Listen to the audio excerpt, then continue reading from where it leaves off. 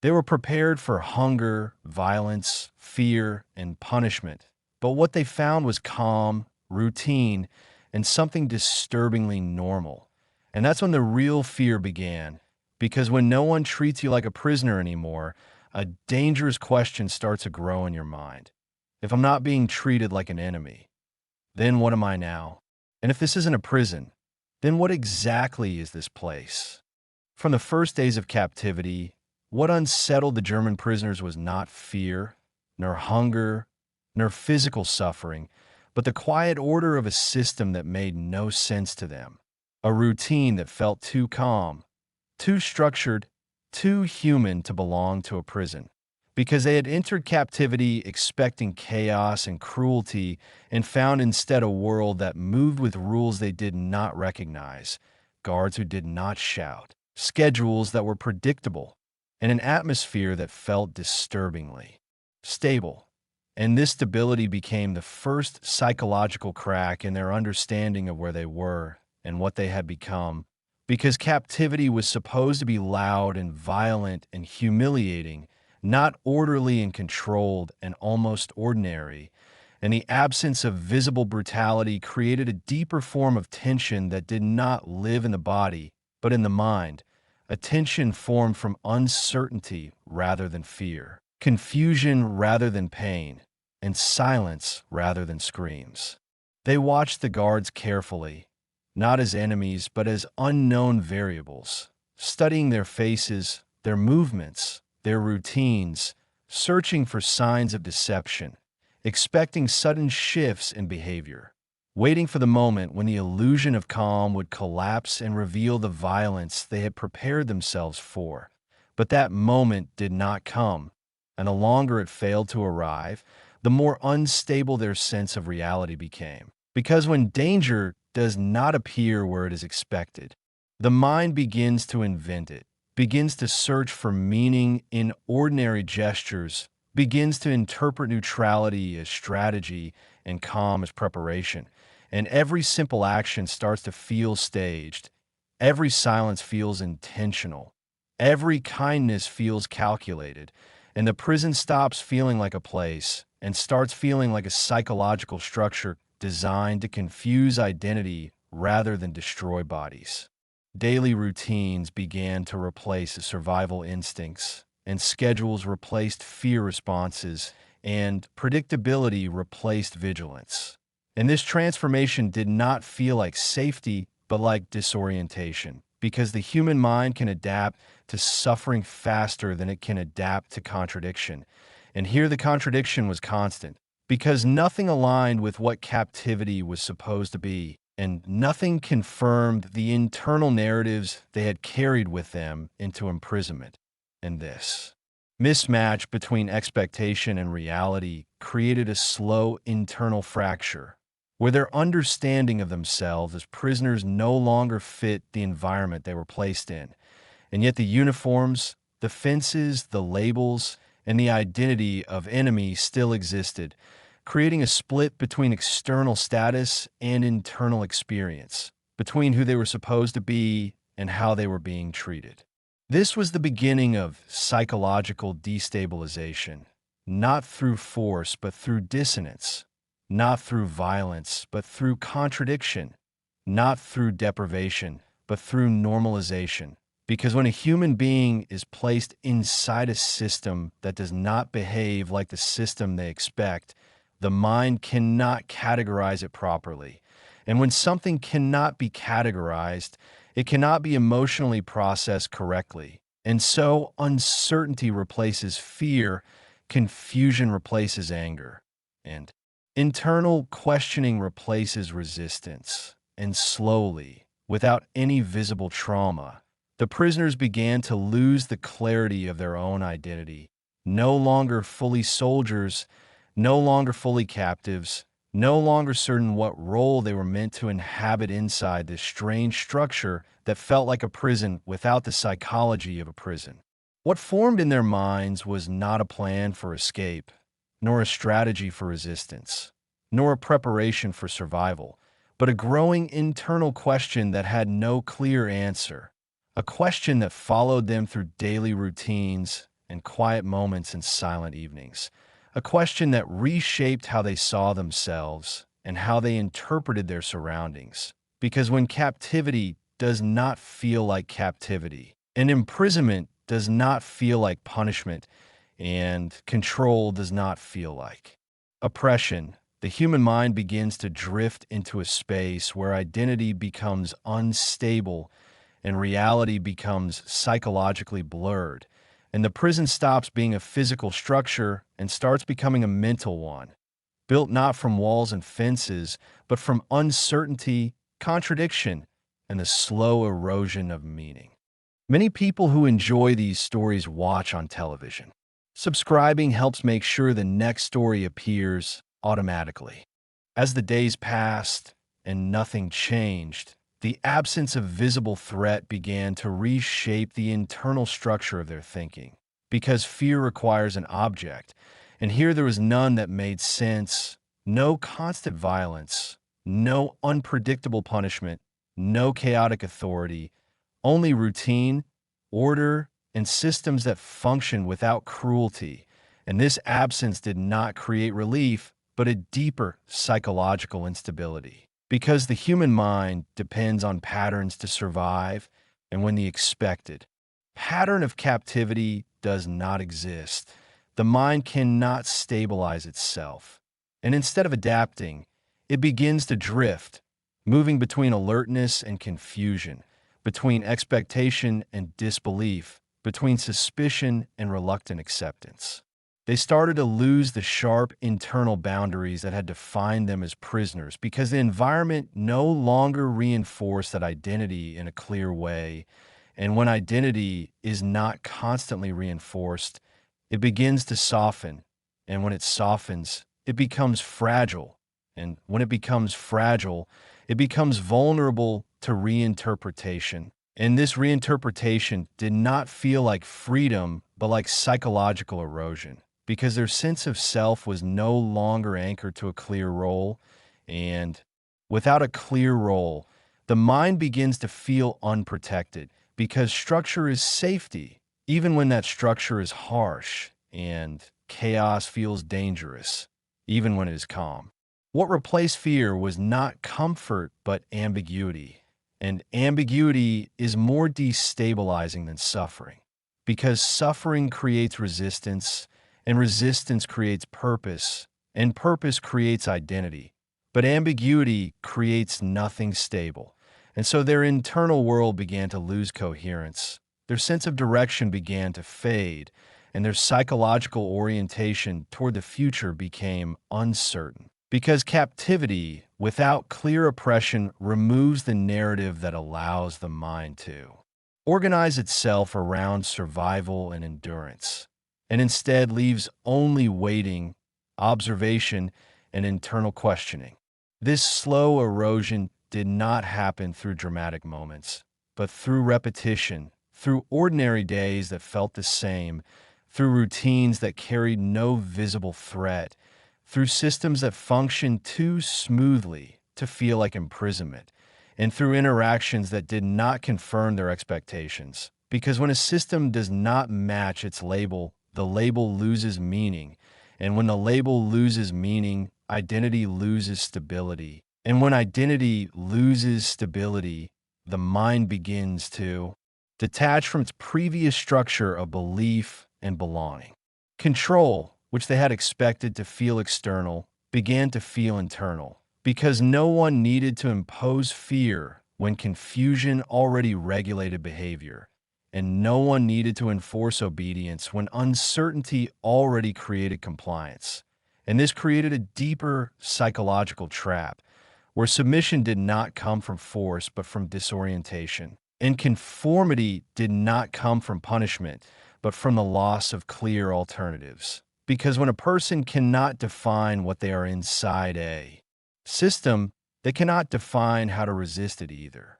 Slowly, without any visible violence, the prisoners began to internalize the system itself, not as captives, but as participants in a structure they could not interpret.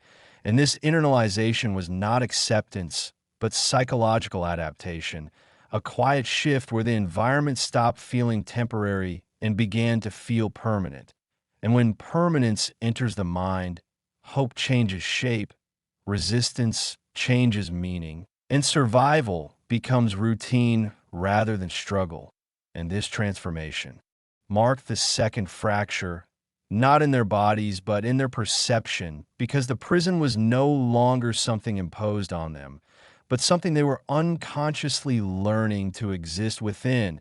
And this silent adaptation became more dangerous than fear, because fear keeps the mind awake, while psychological normalization makes it sleep. Over time, the most dangerous change was not what happened around them, but what slowly happened inside them. Because when a person lives inside a system that no longer feels clearly hostile and no longer feels clearly safe, the mind begins to dissolve its internal definitions, and identity, which depends on clear boundaries, begins to weaken because they were no longer living as soldiers and no longer surviving as prisoners in the psychological sense they understood. In this undefined state created a silent internal collapse where the old roles they carried from the war no longer fit their reality, and the new reality did not offer a replacement identity strong enough to hold on to. They stopped thinking of themselves as captives in the traditional sense, but they also could not think of themselves as free, and this in-between state created a psychological vacuum because the human mind cannot exist without structure, and when structure disappears, the self begins to fragment. And when the self fragments, meaning begins to dissolve. And when meaning dissolves, purpose becomes unclear. And this process happened quietly, without breakdowns, without visible despair, without emotional explosions, but through slow internal shifts that redefined how they understood their own existence. Routine replaced resistance, and adaptation replaced defiance, and psychological survival replaced physical survival. And this shift did not feel like surrender, but like disconnection, because the mind stopped fighting the system and started trying to interpret it instead. And interpretation is not resistance, and observation is not rebellion, and understanding is not escape. And this internal transition moved them away from action and into passivity, where the goal was no longer to change their condition, but to make sense of it. The prison environment no longer felt like a temporary state, but like a suspended reality, a space where time lost its urgency and the future lost its clarity. Because when there is no clear suffering and no clear freedom, time becomes psychologically meaningless, and days no longer feel like steps toward anything, and existence becomes a continuous present where the mind cannot anchor itself to memory or expectation. And this temporal disorientation further weakened their sense of identity. Because identity depends on narrative, and narrative depends on past and future. And when both become blurred, the self begins to dissolve. This is where the deepest transformation occurred, because their internal language began to change, not in words, but in perception, where they no longer thought in terms of survival or resistance, but in terms of adaptation and endurance. And this psychological shift is more dangerous than fear, because fear keeps identity intact, while ambiguity erodes it, and suffering creates clarity, while confusion creates detachment. And brutality creates opposition, while normality creates compliance. And this silent compliance did not feel like obedience, but like psychological fatigue.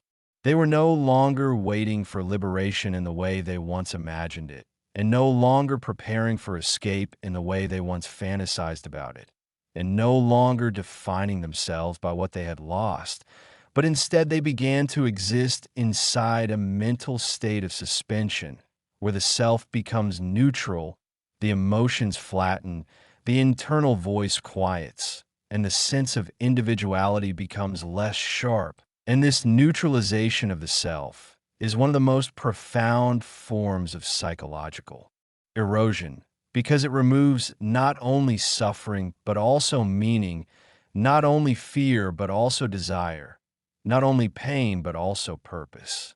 At this stage, captivity had achieved something deeper than control because it no longer needed fences to define the limits of their world, and no longer needed authority to regulate their behavior, and no longer needed force to maintain order, because the boundaries had moved inward, and the prison had become internalized, existing not as a place, but as a psychological condition, where the loss of identity itself became the cage, and where the absence of clear oppression became the mechanism of control, and where the mind itself became the structure that held them in place.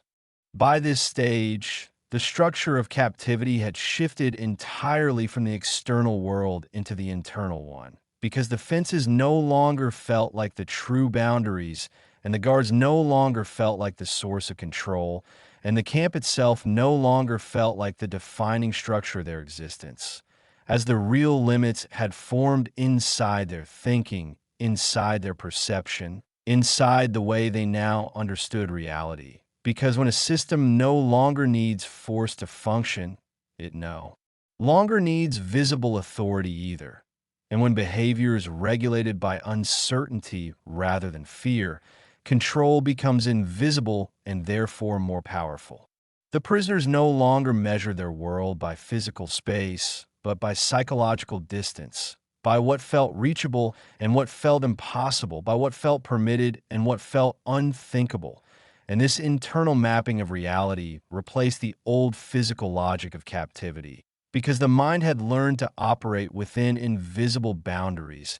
And invisible boundaries are more absolute than physical ones, because they do not need reinforcement, and they do not need supervision, and they do not need punishment, as they exist as internal rules rather than external threats.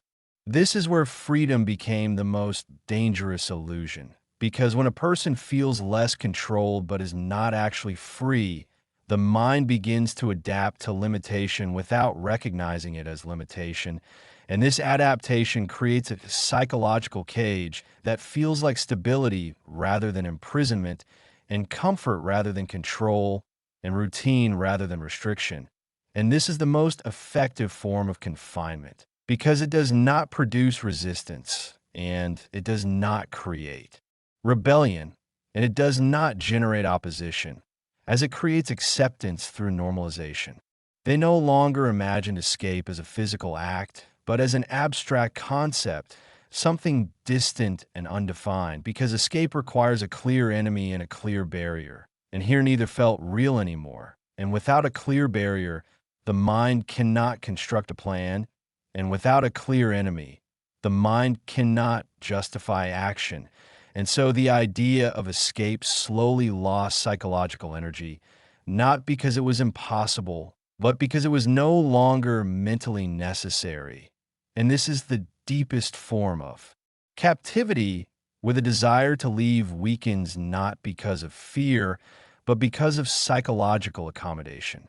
Their inner world became quieter, flatter, less reactive, not because they were at peace, but because their emotional system had adapted to a state of suspended existence, where nothing demanded urgent response, and nothing required immediate reaction, and nothing triggered strong psychological movement.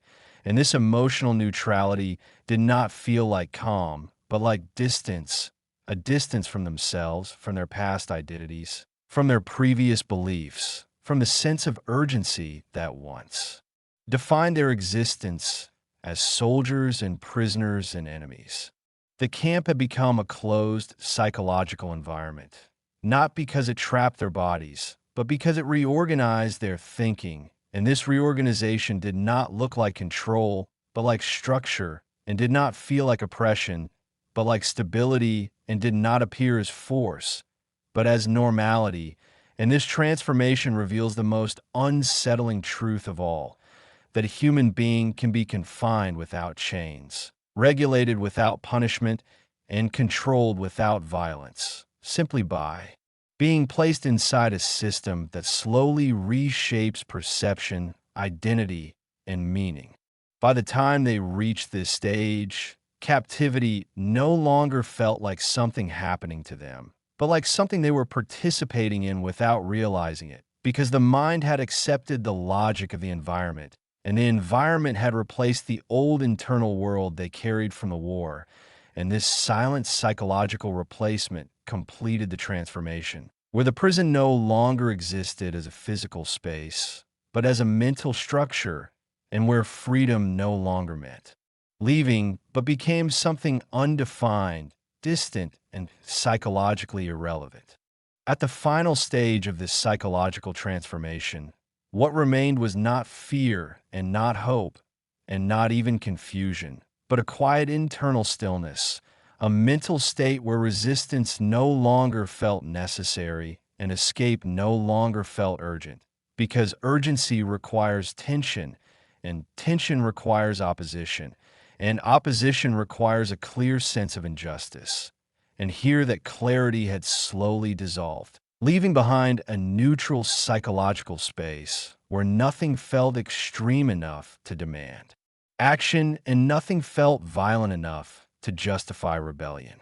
They no longer experienced captivity as a condition imposed from the outside, but as a reality that simply existed, a background state of being rather than a crisis. And when a human being begins to experience confinement as normality, the concept of freedom itself begins to lose emotional meaning.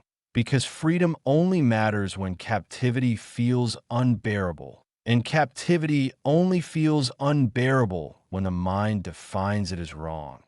And here the definition itself had eroded, replaced by routine, structure, and psychological adaptation. Memory itself began to change shape because the past no longer felt close and the future no longer felt real. And when time collapses into a continuous present, identity loses its narrative structure.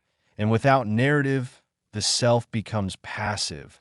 And without passivity, resistance cannot exist because resistance requires a story of injustice and a belief in change. And both of those had slowly faded, not through repression, but through normalization. Their emotional responses flattened, not into peace, but into distance, because strong emotion requires contrast, and contrast requires extremes. And their environment no longer produced extremes, only repetition, only stability, only predictable patterns that removed emotional intensity from daily existence. And this emotional neutrality became the final psychological enclosure. Because when nothing feels urgent, nothing feels worth risking everything for. This is where the deepest form of captivity reveals itself, not as suffering, but as adaptation, not as brutality, but as comfort, not as oppression, but as structure, because a system that removes the desire to resist is more effective than a system that enforces obedience. And a system that removes the urgency to escape is more powerful than one that blocks the exit. And a system that reshapes identity is stronger than one that controls behavior. By this point, captivity no longer felt like a temporary condition that would end, but like a suspended reality without edges, without clear boundaries, without a visible conclusion. And when the mind cannot imagine an end, it stops preparing for one. And when it stops preparing, it stops moving. And when it stops moving, existence becomes static, not physically, but psychologically. And this psychological stillness is the final stage of internal confinement.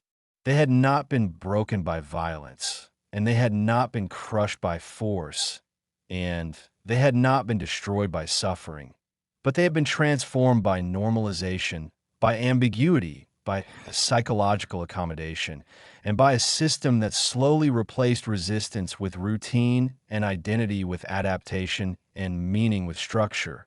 And this transformation is the most silent and most invisible form of control because it leaves no scars on the body and no trauma in memory, only a quiet, internal emptiness where urgency, resistance, and desire once existed.